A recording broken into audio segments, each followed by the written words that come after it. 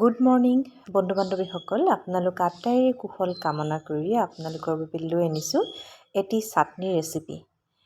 খুব সহজ আৰু খাবলৈ সোৱাদো। ইয়াৰ বাবে মই লৈছোঁ ছজিনা পাত, বাদাম, বগা তিল, আদা, নহৰু, জলকীয়া আৰু মান ধনিয়া। আটাইখিনি এতিয়া মই এটা শুকান কেৰাহীত ভাজি ল'ম।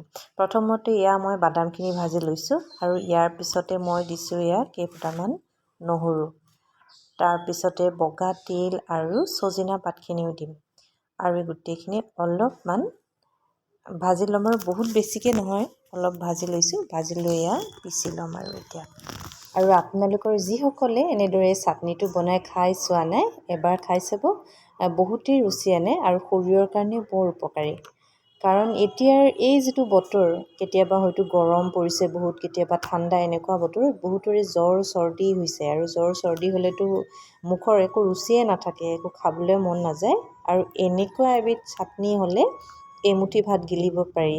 গতিকে সকলোৱে ভালে থাকক, সুস্থ থাকক, তাৰে কামনা কৰিছোঁ।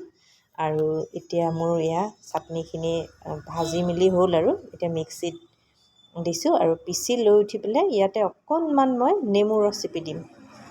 আৰু মান ধনিয়া পাতকেইটা মই কিন্তু ভাজি লোৱা নাছিলোঁ দেই, মান ধনিয়া পাতকেইটা এনেকৈ দিছিলোঁ। আৰু মান ধনিয়া পাত ভাজি ল'লে সেই গোন্ধটো নাথাকে যে, মুখা গোন্ধটো, সেইটো বৰ ভাল লাগে নহয়নে? চাটনি যেতিয়া কেঁচা কেঁচা গোন্ধটো মান ধনিয়া পাতৰ, সেইটোহে মই বেছি ভাল পাওঁ। মই এতিয়া অকণমান নেমু চেপি দিছোঁ, গোল নেমু।